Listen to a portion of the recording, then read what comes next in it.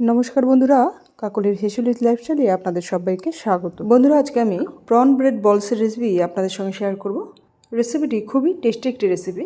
রেসিপিটি তৈরি করার জন্য আমি প্রথমে একটা মিক্সার জারের মধ্যে কিছু পরিমাণ চিংড়ি ভালো করে বেছে ধুয়ে পরিষ্কার করে নিয়ে ঢেলে দিলাম। আর দিয়ে দিলাম একটা শুকনো লঙ্কা। এখানে লঙ্কাটা আপনারা আপনাদের স্বাদ মতো দেবেন।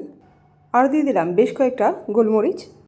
এবার এগুলোকে মিহি করে পেস্ট করে নিয়ে এই পাত্রের মধ্যে ঢেলে দিলাম।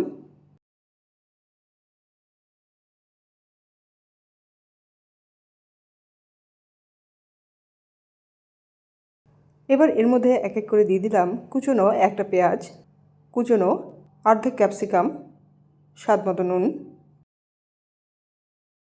আর 3 চামচ কর্নফ্লাওয়ার।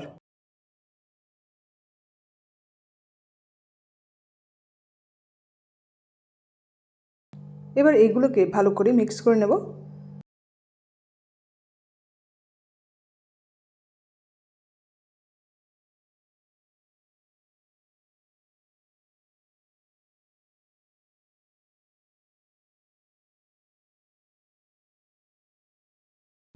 মিক্স করা হয়ে গেছে। আমি এখন এই মিশ্রণটাকে এই থালার মধ্যে ঢেলে দেব।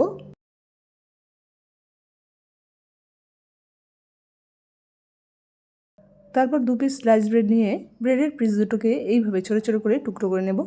এখন আপাতত এই 2 পিস ব্রেডকে এইরকম ছোটো ছোটো করে টুকরো করে নিচ্ছি। পরে প্রয়োজন অনুযায়ী আরও ব্রেডের পিসকে আমি এইভাবে ছোটো ছোটো করে টুকরো করে নিয়ে বাদবাকি রেসিপিটি তৈরি করে নেব।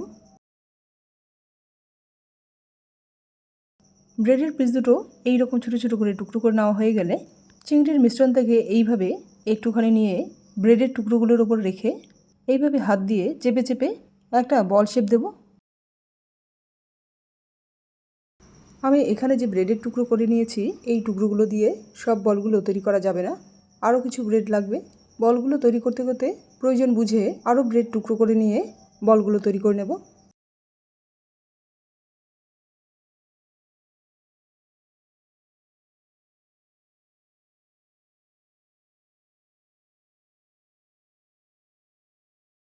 একটা বল আমি তৈরি করে নিয়েছি। আমি এখন ঠিক একইভাবে এই মিশ্রণ থেকে যতগুলো বল তৈরি করা যায় ততগুলো তৈরি করে নেব।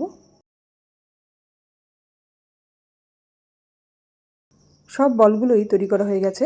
এখানে মোট 8খানা বল তৈরি হয়েছে। এই 8খানা বল তৈরি করতে মোট 5টা ব্রেডের পিস লেগেছে। এবার একটা কড়াইতে কিছু পরিমাণ সাদা তেল গরম করে নিয়ে তার মধ্যে এই বলগুলোকে ছেড়ে দিয়ে উল্টে পাল্টে নিয়ে ভালো করে ভেজে নেব। আমি একটা ব্যাচে 3টে করে বল ছেড়ে বলগুলোকে ভেজে নিচ্ছি।